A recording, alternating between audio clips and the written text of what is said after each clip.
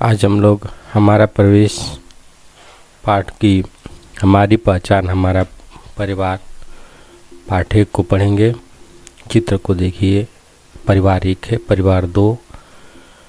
चित्र को देखिए, ये चित्र दो परिवारों के हैं। इसी प्रकार हमारे भी अपने अपने परिवार हैं। जिन लोगों के साथ हम रहते हैं वही हमारा परिवार होता है। कुछ परिवारों में ज़्यादा लोग होते हैं और कुछ में कम। आप अपने आसपास के परिवारों या दोस्तों के परिवारों को देखिए, आपको अंतर ज़रूर दिखाई देगा। आइए अब कुछ परिवारों के बारे में पढ़ें। अंकिता का परिवार है। अंकिता अपने परिवार के साथ मझवारा गांव में रहती है। उसके परिवार में हैं दादा दादी, माता पिता, चाचा चाची, चचेरा भाई अंशु व चचेरी बहन सुधा। सभी लोग एक ही घर में रहते हैं। घर के कामों को सभी लोग मिलजुल कर करते हैं। चाची सुबह शाम घर के बच्चों को पढ़ाती हैं। अंकिता के पापा किसान हैं। वे रसोई में भी हाथ बटाते हैं। उनके हाथ का खाना सभी को बहुत पसंद आता है। जब भी मौका मिलता है अपने काम से समय निकालकर वो परिवार के लिए खाना बनाते हैं। सभी लोग रात का खाना साथ साथ खाते हैं। बच्चे मिलकर घर की साफ सफाई में मदद करते हैं। अंकिता अपने मन की सारी बातें दादाजी को बताती हैं।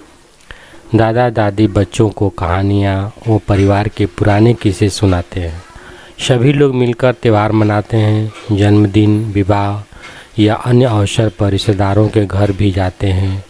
दादी की बात मानकर इस बार खेत में बाजरा भी बोया गया। बाजरे की फसल बहुत अच्छी हुई।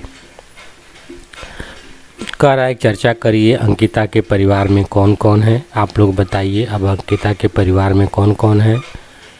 अंकिता के परिवार के बारे में आपने क्या क्या जाना। कह रहा है कि आप अपने अंकिता के परिवार के बारे में बताइए, क्या क्या जानते हैं, क्या क्या भी समझें। अगला चलिए, शायरा और निगार। शायरा और निगार अपनी अम्मी और अब्बू के साथ थरियाओं गांव में रहती हैं।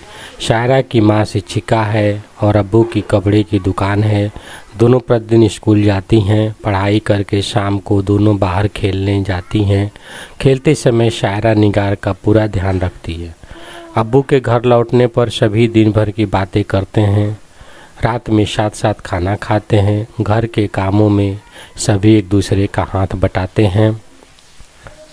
फिर अब बताइए, खेलते समय शायरा निगार का ध्यान क्यों रखती है। क्वेश्चन ये है, अभी जो पढ़ाया हूँ, खेलते समय शायरा निगार का ध्यान क्यों रखती है।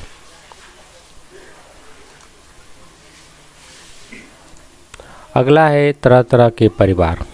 अंकिता के परिवार में उसके दादा दादी, चाची चाचा और उनके बच्चे सभी एक साथ एक ही घर में रहते हैं।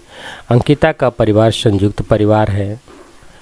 शायरा के परिवार में केवल उसके अब्बी अम्मू और उसकी बहन निगार हैं। शायरा का परिवार एकाकी परिवार है।